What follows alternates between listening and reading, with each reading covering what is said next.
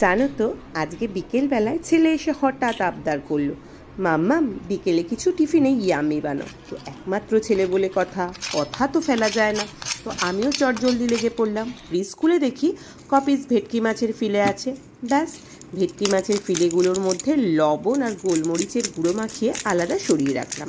তারপর একটা পাত্রে 2 চামচ ময়দা, 2 চামচ কর্নফ্লাওয়ার, সামান্য সর্ষে গুঁড়ো, আদার গুঁড়ো, রসুনের গুঁড়ো, গোলমরিচের গুঁড়ো, ঝাল লঙ্কার গুঁড়ো, ফিশ মশলা আর স্বাদ অনুযায়ী লবণ দিয়ে শুকনো উপকরণগুলো প্রথমে ভালোভাবে মিশিয়ে নিলাম।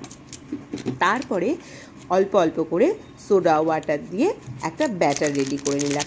ব্যাটারটা কিন্তু খুব বেশি গাঢ় হবে না, আবার খুব বেশি পাতলা হবে না। আমরা বেগুনি বানাই যখন যেরকম বেসনের গাঢ়ত্ব হয় ওরকম গাঢ়ত্বেরই হবে। তারপর আরেকটা পাত্রে আমি 1 চামচ ময়দা, 1 চামচ কর্নফ্লাওয়ার আর যে শুকনো উপকরণগুলো আগে অ্যাড করেছি সেগুলো মিশিয়ে রেখে দিলাম। এতক্ষণে নিশ্চয়ই বুঝতে পেরেছো আমি কি বানাতে চলেছি ফিশ অ্যান্ড চিপস। এইবার একটি পাত্রে আমি তেল গরম হতে বসিয়ে দিলাম। তারপর রেডিমেড যে ফ্রেঞ্চ ফ্রাইস আছে সেগুলো আমি ভেজে নিলাম। তারপরে কি করলাম, যে শুকনো ময়দাটা আছে তার মধ্যে মাছগুলো কোট করে নিলাম। মাছ কোট করে ওই ব্যাটারটায় চুবিয়ে গরম তেলের মধ্যে দিলাম মাছগুলোকে ছেড়ে।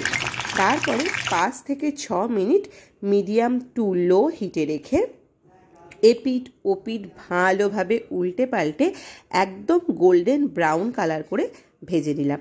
ব্যাস, রেডি হয়ে গেল আমার ফিশ অ্যান্ড চিপসের ফিশ। এইবারে ফ্রেঞ্চ ফ্রাইয়ের সাথে আমি ছেলেকে পরিবেশন করে দিলাম। ছেলেও খুশি, আমিও খুশি। তো বাড়িতে অবশ্যই ট্রাই করবে, আর কেমন লাগলো আমাকে অবশ্যই জানাবে।